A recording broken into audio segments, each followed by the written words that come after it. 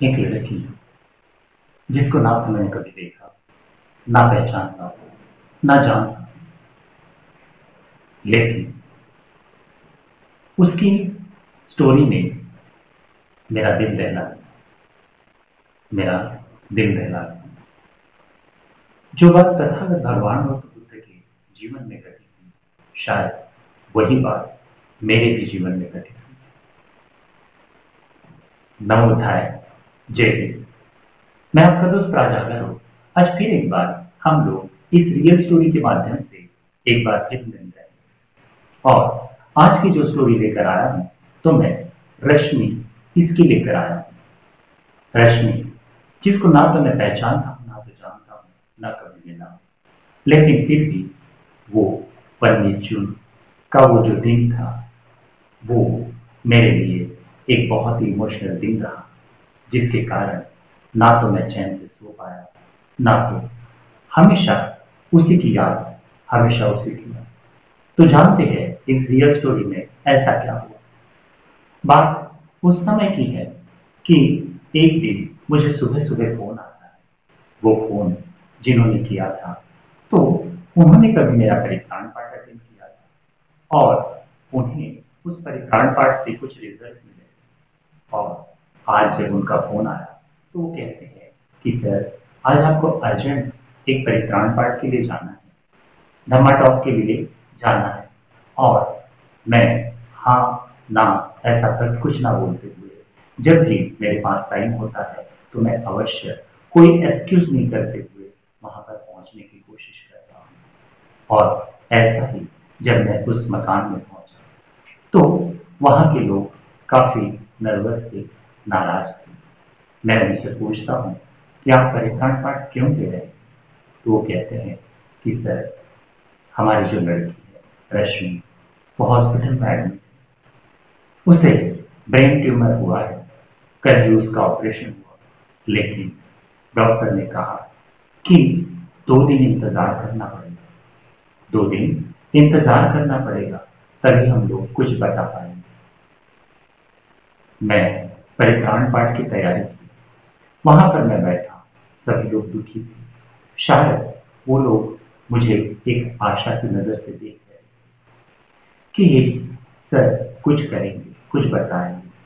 लेकिन परित्राण पाठ यानी कोई चमत्कार तो नहीं होता ना। चमत्कार तो नहीं होता। परित्राण पाठ में आमतौर पर, विशेष तौर पर हम लोग भंते जी को बुलाते हैं, उनसे पूजा अर्चना करवाते हैं, गाथा वंदनाएं करवाते हैं, कुछ थोड़ा सा धम्मा टॉक होता है, और भंते जी को हम लोग थोड़ा सा दान देकर फिर हम लोग विदा कर देते हैं। और ऐसा ही तो परित्राण पाठ होता है। लेकिन थोड़ा कहेंगे, परित्राण पाठ यानी केवल गाथा वंदना नहीं। परित्राण पाठ यानी अगर किसी इंसान को कोई दुख होगा, कोई परेशानी होगी, तो उस परेशानी का निजात हम लोग इस परित्राण पाठ में या तथागत भगवान गौतम बुद्ध की उस वाणी में ढूंढने की कोशिश करते हैं। और अब मैं परित्राण पाठ की तैयारी की, और करने के बाद में सभी लोगों ने मिलकर वंदन किया। सभी लोगों ने जब मिलकर वंदन किया, मैं मेडिटेशन में कुछ बातें बोल ही रहा था, तो सभी की आंखों में इतना पानी था, इतना पानी था, सभी लोग दुखी थे। थोड़ी ही देर में जब मैंने आंखें खोली और अब हम लोग गाथा वंदनाओं की शुरुआत करें, इतने में एक 3 महीने की बच्ची मेरे सामने लाकर उसको रख दिया। मैं पूछता हूँ, ये कौन है, ये किसकी बच्ची है? वो कहते हैं, सर, ये उसी रश्मि की बच्ची है, जो रश्मि अस्पताल में जिंदगी और मौत से लड़ रही है। जो रश्मि अस्पताल में जिंदगी और मौत से लड़ रही है। अब मैं करूं तो करूं क्या? क्योंकि जैसे मानो मेरे पैरों के नीचे से किसी ने चादर खींच डाली। और हाँ, इंसान हमेशा दोहरी भूमिका में जीवन यापन करता है। वो चेहरे पर हाव भाव कुछ दिखाता है और मन के अंदर और भी कुछ होता है। और मैं तो ठहरा मोटिवेशनल ट्रेनर। मैं किसी का दिल कैसे दुखाऊंगा, मैं किसी की भावनाओं को कैसे ठेस पहुंचाऊंगा। और उस लड़की को देखकर नहीं, मुझे कुछ सूझ नहीं रहा।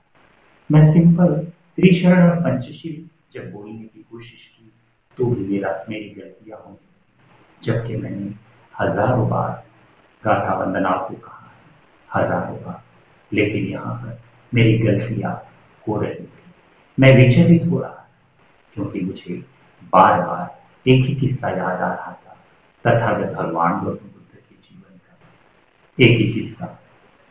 गौतम किस्सा गौतम, जिसके अंदर वो गौतम जो जिसका बच्चा मर गया होता है, वो अपनी छाती से लगाकर बच्चे को पूरा गांव घूमती है, और गांव घूमने के बाद वो पगली की तरह कोई ढूंढते रहती है, कोई तो मेरे बच्चे को जिंदा करेगा, कोई तो मेरे बच्चे को जिंदा करेगा। और उसका एक ही समझ होती है कि मेरा बच्चा जीवित है, मेरा बच्चा जीवित है। लेकिन उसे पता नहीं कि उसका बच्चा मर गया।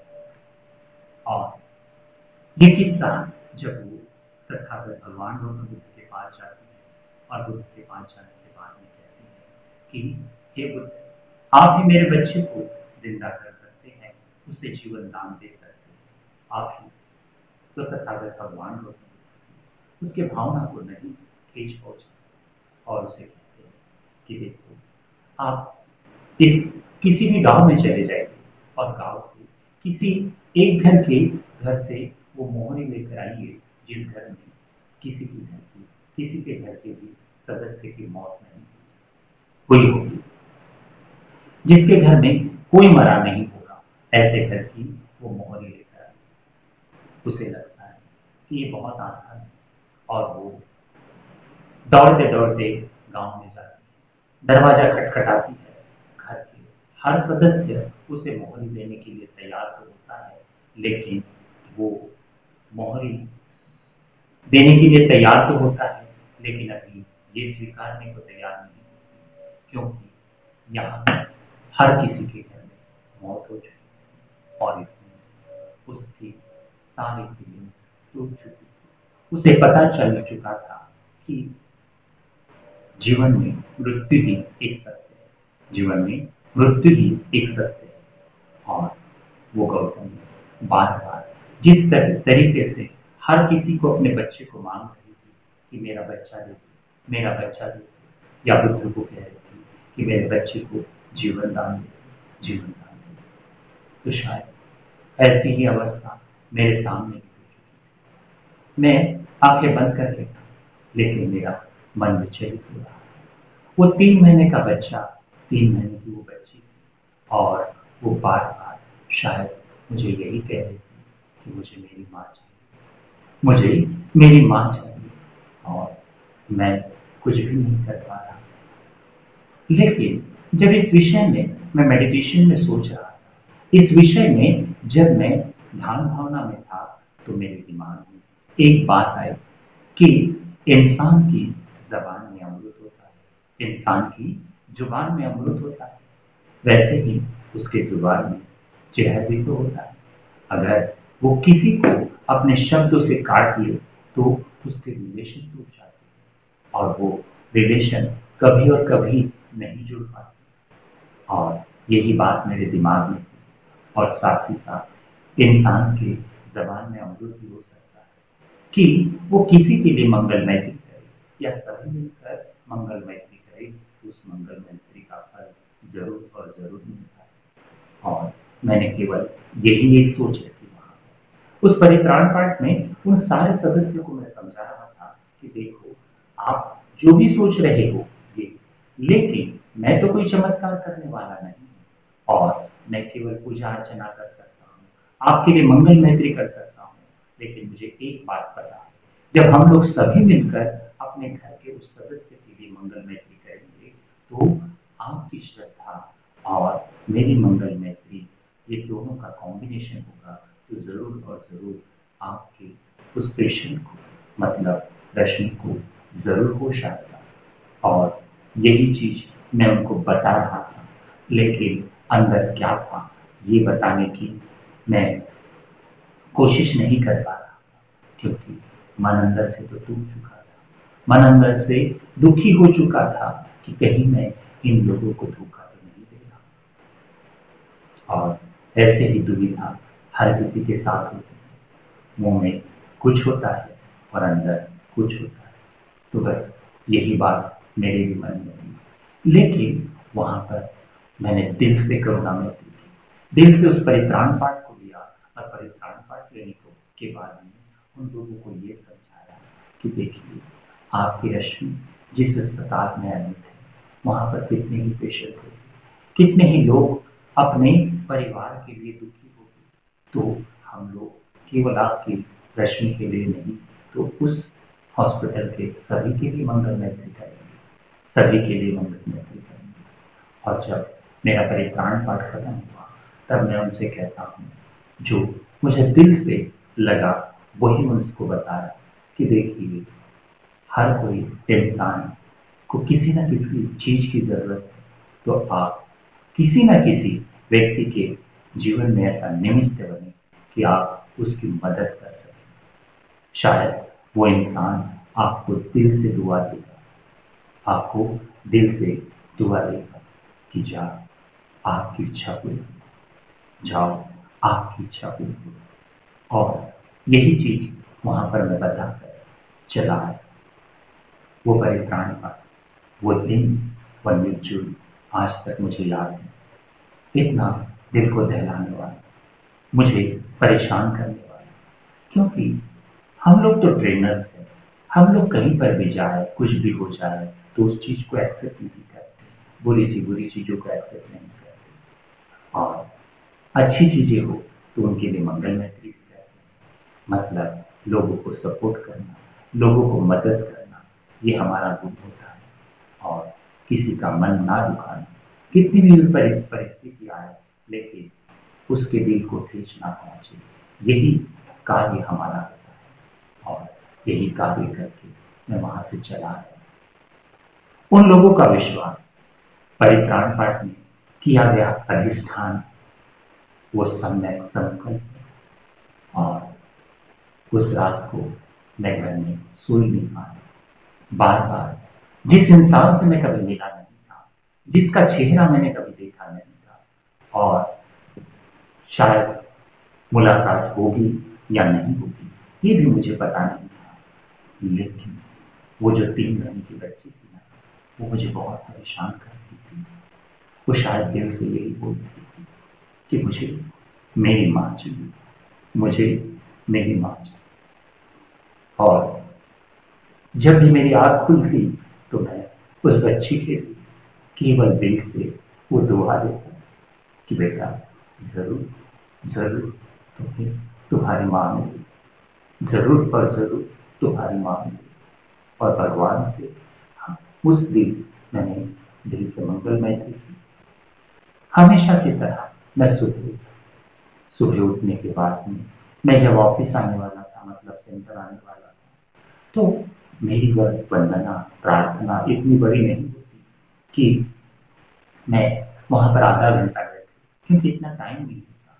क्योंकि मैं हर रोज कभी 2, 4, 5 इस तरीके से प्रोग्राम्स कंडक्ट करता हूँ, तो हर जगह तो मुझे गाथा वंदनाएं बोलनी होती है। इसीलिए मैं घर में केवल 1 मिनट के अंदर प्रार्थना करता हूँ, और ये मेरी मंगल मैत्री होती है। क्या होती है कि हे भगवान, तू सभी का भला कर, सभी का मंगल कर, सभी को सुख, शांति, समृद्धि दे। यही मंगल मैत्री, यही प्रार्थना मेरी हर रोज की होती है। लेकिन आज की प्रार्थना में विशेष तौर पर उस 3 महीने की बच्ची मेरे सामने थी, और वो कह रही थी कि मुझे मेरी माँ चाहिए। और उस समय मैंने उसके लिए मंगल मैत्री की। अब मैं वहां से ऑफिस के लिए निकलने वाला था, तो अचानक मेरे फोन की घंटी बजती है, और उस भाई का फोन आता है। मैं सोच रहा था इस फोन को उठाऊं या ना उठाऊं, क्या हुआ होगा, क्या सोच रहेगा, क्या हुआ होगा। लेकिन अगर आप सोचते हो कि उस रश्मि को बल मिले, उस रश्मि को आपकी करुणा मैत्री मिले, या इस वीडियो को जो भी लोग देख रहे हैं, ऐसे कितने ही लोग हैं जिस जिसको आपके मंगल मैत्री की जरूरत है, तो अभी और अभी यहाँ पर नीचे कमेंट्स में साधु साधु साधु ये 3 बार लिख कर दीजिए और मन ही मन ऐसे लोगों के लिए कामना कीजिए, क्योंकि आज भी आपके परिवार के कितने ही लोग कोविड से ग्रस्त है, कोरोना से ग्रस्त है, और उन्हें भी ऐसे ही तो मंगल मैत्री की जरूरत है। तो क्यों ना आप अपने परिवार के लिए यही मंगल मैत्री करें। और फिर मैं उस फोन को उठाता हूँ। फोन को उठाने के बाद में क्या बोलूं क्या नहीं पता ही नहीं था, लेकिन उधर ही से बोला जाता है, सर, हेलो सर। और वो आई कहती है, सर, रश्मि को होश आ गया, रश्मि को होश आ गया। और मैं दिल से भगवान को धन्यवाद देता हूँ, साधु साधु साधु, कि उस दूध पीती बच्ची को उसकी मां मिल गई, उसकी मां मिल गई। और यहाँ पर हमने कोई चमत्कार तो नहीं किया, क्योंकि तथागत भगवान स्वयं खुद कहते हैं कि चमत्कारों पर विश्वास मत कीजिए, और आप किसी भी भगवान की पूजा ना अर्चना ना करें, या फिर मेरी भी पूजा अर्चना ना करें। लेकिन मैं तो कह रहा मोटिवेशनल फिल्म है, तो मैं आपके यहाँ पर कोई परित्राण पाठ नहीं दूंगा, तो आपके समस्या के ऊपर समाधान है, और वो भी तथागत भगवान गौतम बुद्ध की वाणी में देने की कोशिश करूंगा। तो अगर आपके भी घर में इसी प्रकार की अगर कोई समस्या होगी, अगर इसी प्रकार की किसी समस्या से आप पीड़ित होगी, तो जरूर और जरूर हमें कॉल करें। और अगर ऐसे ही परेशानी अगर आपके परिवार के लोगों में होगी, तो मेरा ऑनलाइन परित्राण पाठ भी अवेलेबल है, जहां पर मुझे आने की जरूरत नहीं, लेकिन शायद आप उस चीज को सुनोगे, आपको वो मंगल मैत्री मिलेगी, तो आपके दोस्तों रिश्तेदारों का सबका क्या होगा। तो क्यों ना आप भी इस मंगल मैत्री में सम्मिलित हो जाए, और आप अपने परिवार को इस मंगल मैत्री को देने की कोशिश करें। और अगर आप इस परित्राण पाठ को चाहते हैं, तो अभी और अभी इस लिंक को क्लिक कीजिए, वहां पर अपना फॉर्म फिलअप कीजिए और स्क्रीनशॉट लेकर हमें भेज दीजिए, ताकि मैं आपको ये परित्राण पाठ ऑनलाइन दे सकूं। लेकिन जो नागपुर के लोग हैं और उन्हें लगता है कि मुझे आपके यहाँ आना चाहिए, या फिर मैं ऑफलाइन मिलना चाहिए, तो ये भी अवेलेबल है। ये मत सोचिए कि मैं कोरोना पेशेंट के यहाँ पर नहीं जाता हूँ, मैं जरूर जाता हूँ। आज तक सैकड़ों पेशेंट के यहाँ पर गया हूँ, और उन्हें वो मंगल मैत्री दी है, क्योंकि लोग कोरोना से नहीं मर रहे, लोग डर से मर रहे हैं। लोग कोरोना से नहीं मर रहे, लोग डर से मर रहे हैं। बस उसी डर को उनके दिलो दिमाग से निकालना, ये मेरा काम है। परित्राण पाठ तो एक माध्यम है आप तक पहुंचने का, लेकिन अगर ये डर आपके अंदर से निकल जाएगा, तो शायद आपके परिवार के कितने ही सदस्य आपके साथ रहेंगे। तो देर ना करें। अगर ये वीडियो में कुछ तो भी सीखे होंगे आपने, तो जरूर और जरूर इस वीडियो को लाइक कीजिए, सब्सक्राइब कीजिए, और इसको शेयर करना ना भूलिए, क्योंकि जब आप शेयरिंग करोगे, जब आप इसको लाइक करोगे, तो मैं इससे भी बेटर वीडियोस आपके लिए जरूर लेकर आऊंगा। तो चलिए, आज के लिए इतना ही। नमो बुद्धाय। जय हिंद। साधु साधु साधु।